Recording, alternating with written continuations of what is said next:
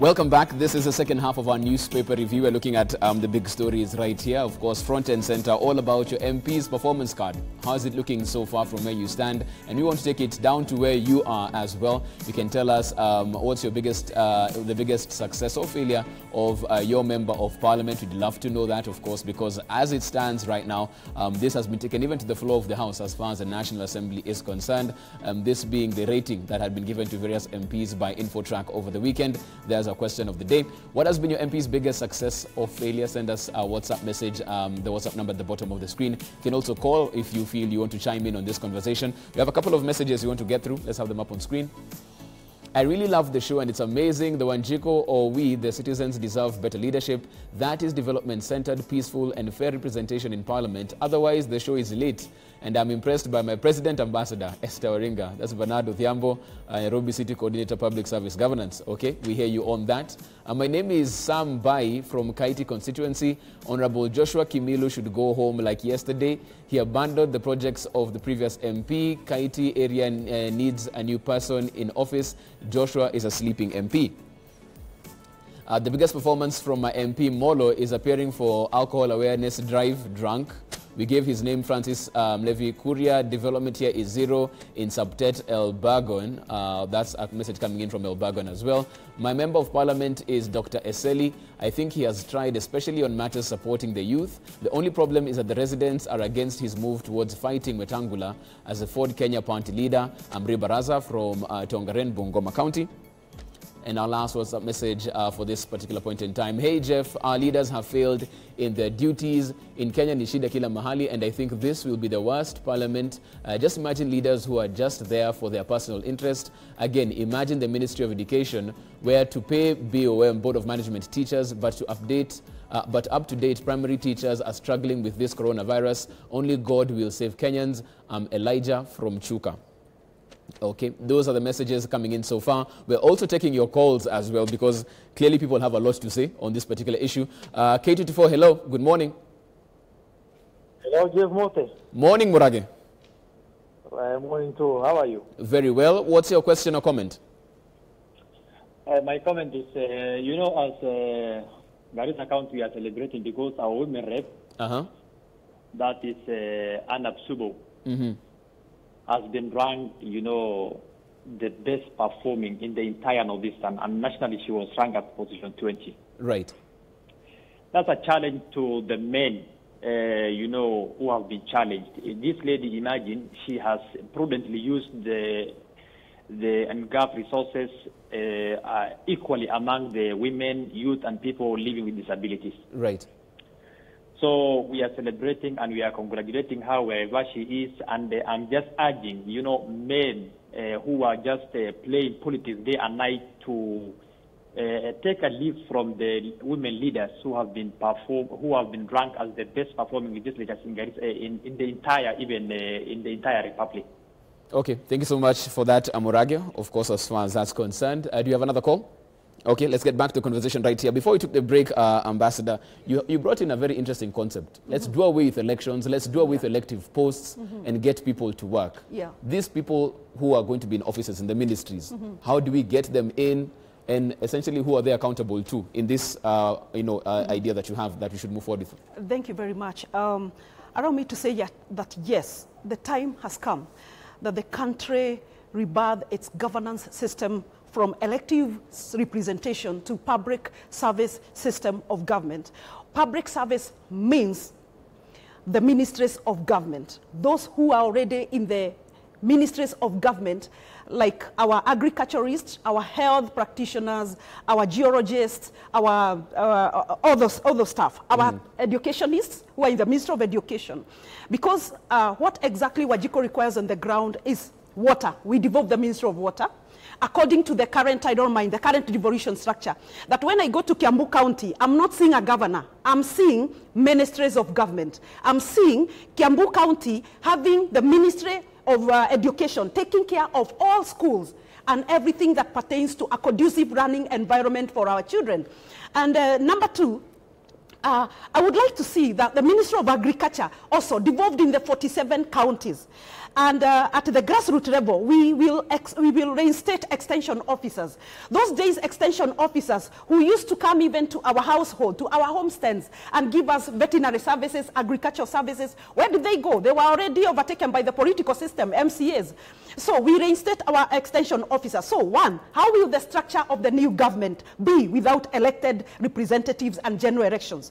What we are proposing as public service governance is that we are proposing 15 ministries of government only, 15 ministries, because we must also reduce on the government wage bill and the recurrent expenditure of government.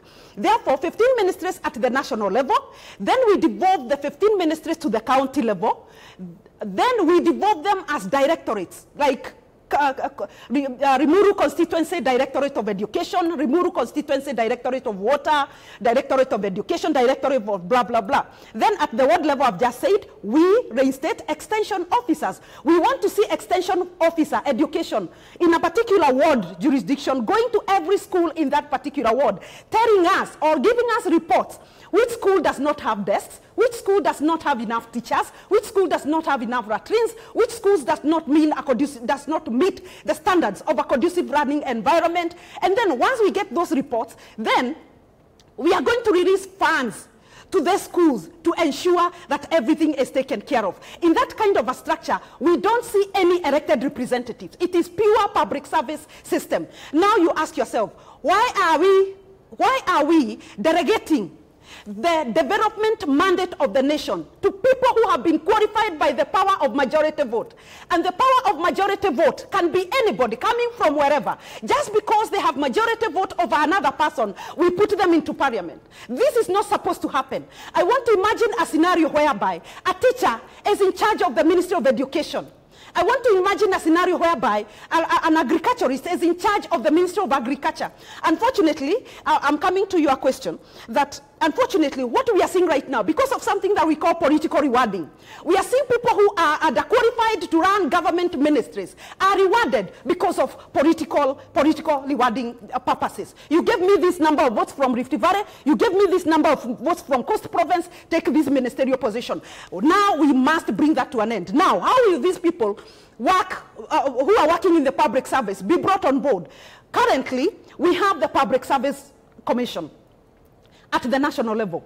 At the county level, we want to strengthen now the county public service boards, so that they're in charge of recruitment at the county level. At the constituency level, we will have just small offices of a subsection of the county public service board. Okay, so that they are an oversight. I think we have a call coming in, if I'm not wrong. Mm-hmm.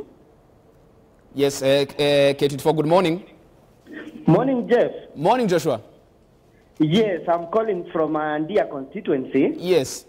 Yes, and before I reach my MP, I want to say this. There is a Nigerian proverb that says that if you go to bed with an itching behind, you are bound to wake up with a smelling finger. Kenyans are used to electing goons, thugs, and charlatans and expect miracles from them. Right. Now, to my MP in India, he epitomizes incompetence. His name is George Karaoke. His idea of development is painting cool gates and issuing checks on roadsides. We are very angry. We are waiting for George Karaoke. He has never uttered a single word in parliament. In fact, the only time he talked in parliament is when they were discussing about pay hikes and house allowances. So I want to say that we are waiting for George Karaoke in 2022 to send him home. We are very, very angry, Jeff. Okay, Joshua, we hear you loud and clear on that. Keep your calls coming in as far as this is concerned. I want to bounce to Arnold very quickly on this one as well. You've heard what Ambassador Esther is proposing in terms of how to move forward and make it service-based, not election and populist-based. What's your take on that? Do you think this is that the solution we need to actually get services from the top all the way to the grassroots? I'm honestly trying to anchor her school of thought to the existing parameters of government or the researched and established way of doing government. And I'm still struggling to actually find where I would put it, because generally government is anchored on three primary theories. The first theory that is anchored on dictatorship, that you take it by force. There's then the divine right, where monarchies and others will be like, we are born to rule. There's also another theory. And then there's the social contract, where largely democracy and other aspects fall. She speaks of public service governance. But if you look at why governments exist, public service is actually almost number 3, number 4. Because governments originally evolved when human beings discovered that when working together, they were much of a force. So much of teamwork that when we work together, and once we come together, we needed leadership. It was number 1 about law and order, to protect ourselves against each other, and then external threats. That is primarily the origin of government. And of course, so law and order, and then defense against other people. Then over time, government then came in with the aspect, or rather public service came on board. And it's actually just the other day, 1800s, just the other day. And governments have existed for millennia. If we are to actually not look at the anthropological calendar, as it were. And then, of course, recently, when there was a crash in 1926, 27, 8, the great crash, the economic crash, then the economy, governments took on the economy. So over time, governments have been taking in more roles. I am really struggling to see how an element of government, like public service, would then define. You know, if elections are rigged and she's opposed to elections, I will tell you the new way.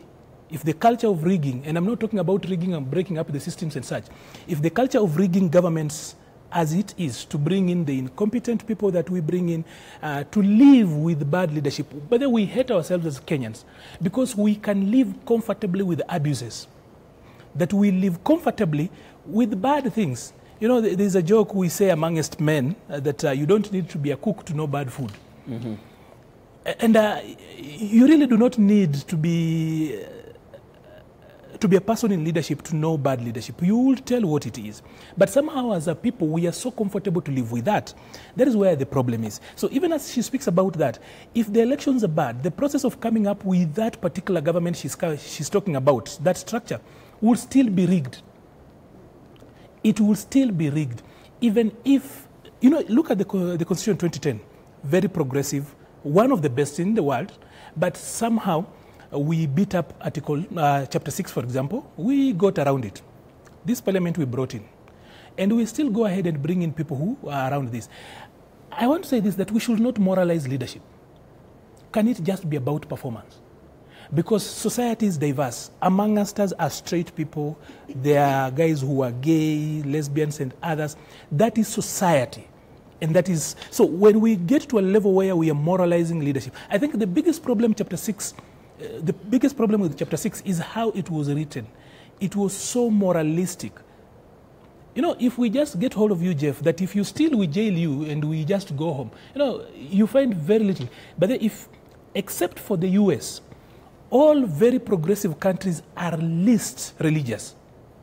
The countries we look forward to, the countries we go to borrow money from, the countries we really are literally worshipping and kneeling before them, are not as religious as we are. I know sometimes because of poverty, then the only hope we have is actually to kneel and look up to God because there is no other option. Probably, if we were to look at it from that particular perspective. But outside of those three general theories of government, I will struggle to anchor where she wants to go. And if the elections is actually the problem, even the process of coming up with that particular leadership that we need, because somehow we will need leadership. Okay. Seems like what you're saying is really hot. We have some more feedback coming in on this one as well. I'll be coming to you, Balozi, in just a bit. Let's have these WhatsApp messages up real quick. Hi, Kirui from Sotik.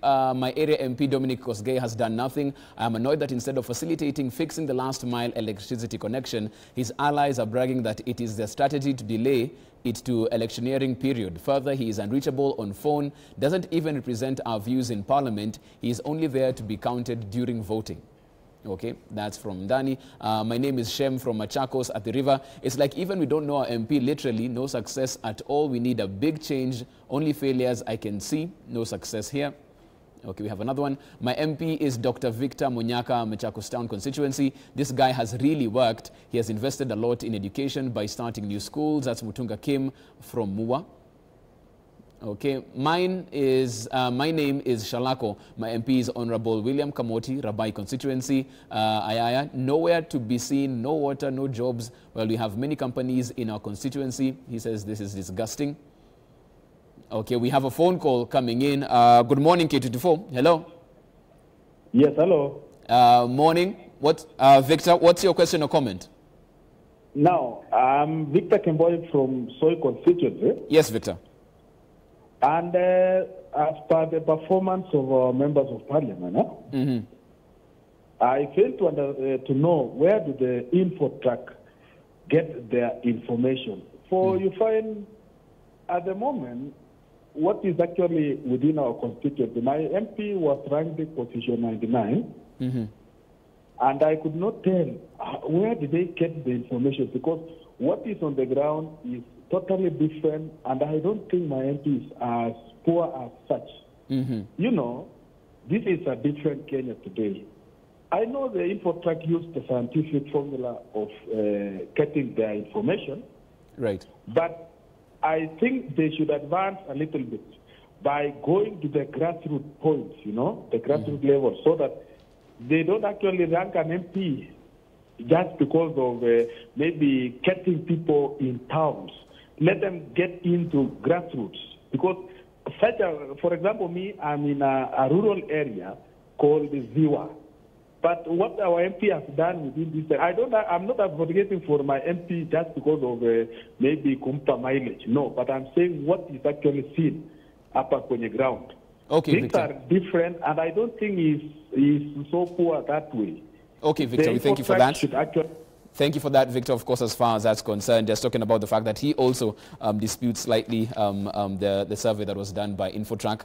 Ambassador, so let me come back to you, even as we moved on. Pressed for time, clearly, very many people loving this discussion. But with your theory of what should be done moving forward, removing elective leaders removes an arm of government.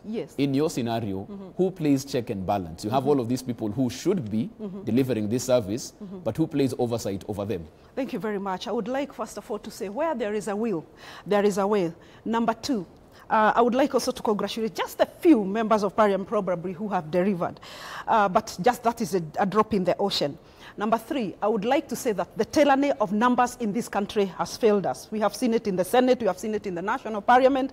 It's a high time that we get away from the tyranny of numbers debate in the country. We want now to work and benchmark ourselves with what is the truth, what works, but not how many members of parliament are supporting. We have seen bills that are being passed in parliament just because of the tyranny of numbers, but they're not giving us any governance solutions in the country. Now, coming to you is that we need an oversight authority, number one. All that has a beginning has an end. Democracy, elections, and all those processes, what we are seeing in the country is clearly telling us that we are suffering democratization meltdown, bringing it to an end. A season of elections, a season of electing leadership, as a season of campaigns, a season of Wanjiko waking up at 3 to go and elect the people, is a season that we are bathing, that Wanjiko wakes up at 3 to go and milk her cow. Wanjiko wakes up at 3 to go and now take the milk to the dairy. Wanjiko now will wake up at 3 to take kids to school.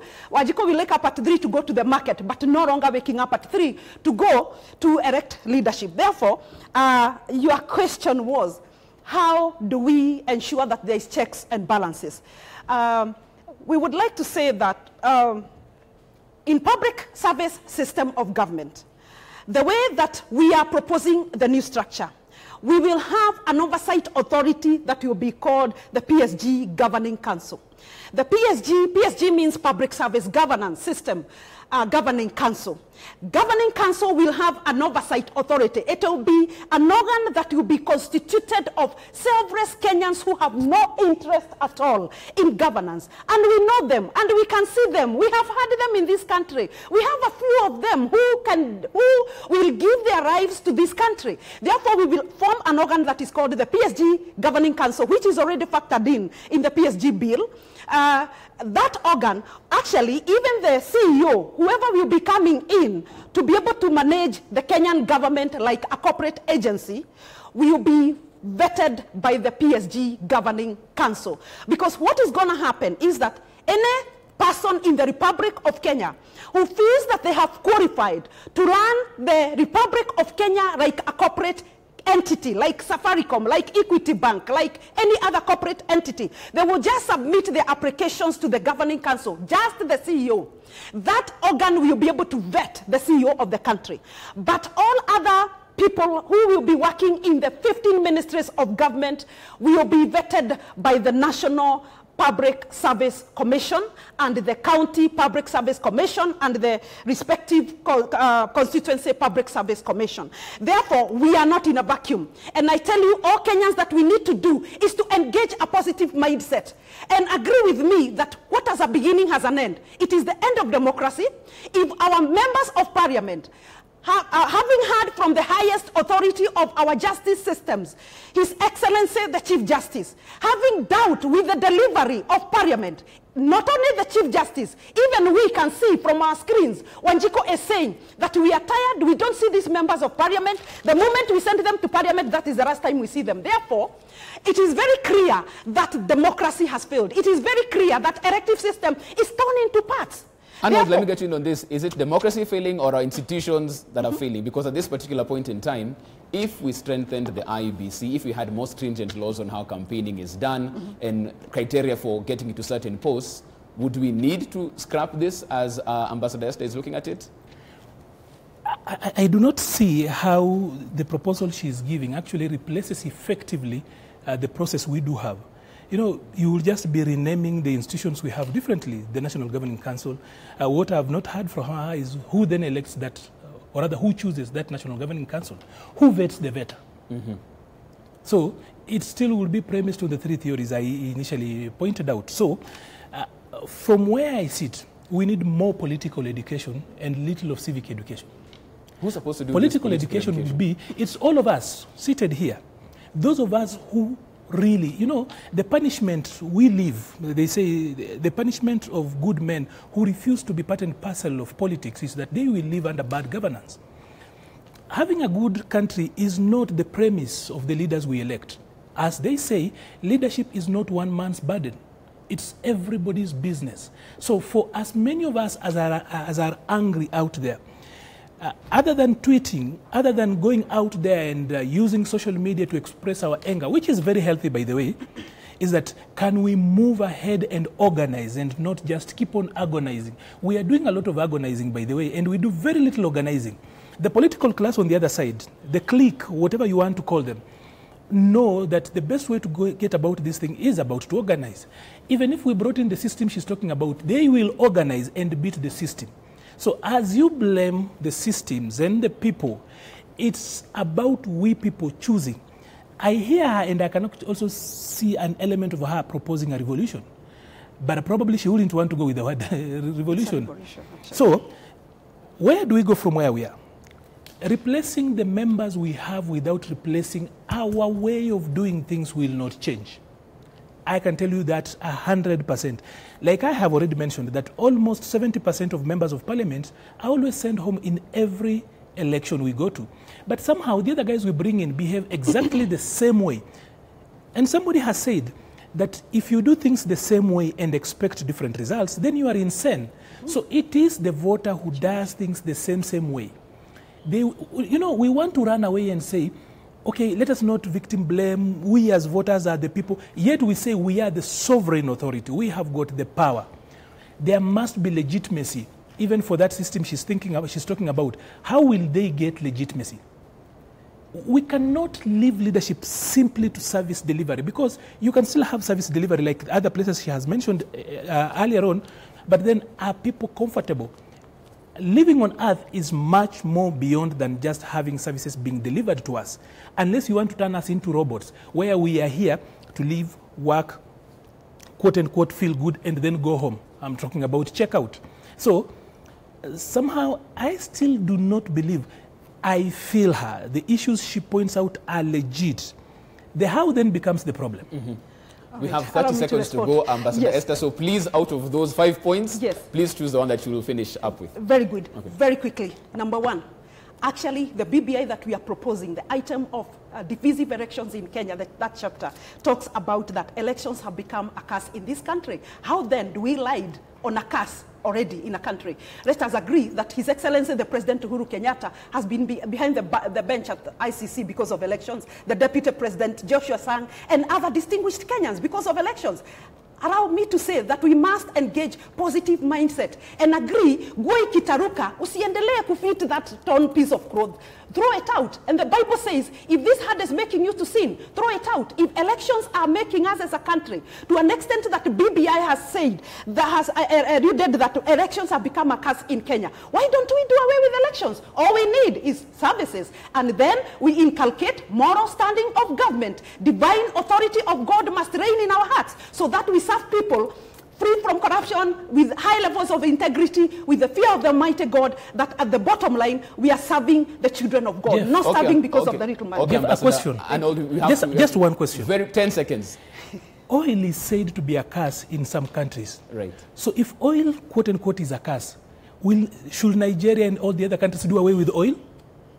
Question, food for thought right there. And of course, quite a heated debate, this one, as far as is concerned. I believe we also have feedback on this particular debate that has been going on and on. We put the question up and we want to know, as far as your MP is concerned, what is your biggest failure or success as far as that's concerned?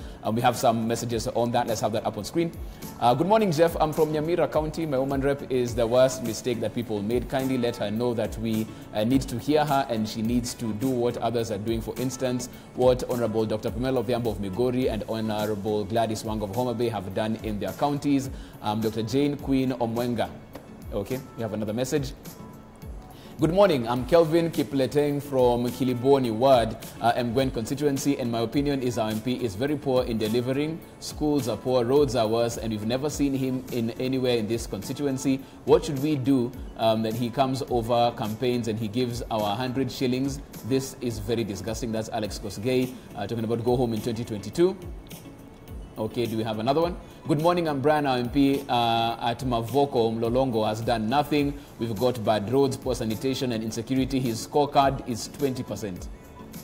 Okay, quite an emotive discussion that has gone on today, of course, and it seems like it will continue online. We can have that conversation at I am Jeff Mote or at K24 TV. Unfortunately, for this part of this discussion, we bring the curtains to a close as far as this is concerned. Thank you so much, Arnold Maliba, for making time to be on the show this morning. Thank you. Ambassador Esther Orenga, thank you so much for your time on the show as well. We took a short break. We're back on the other side as we get interactive. This is K24 This Morning.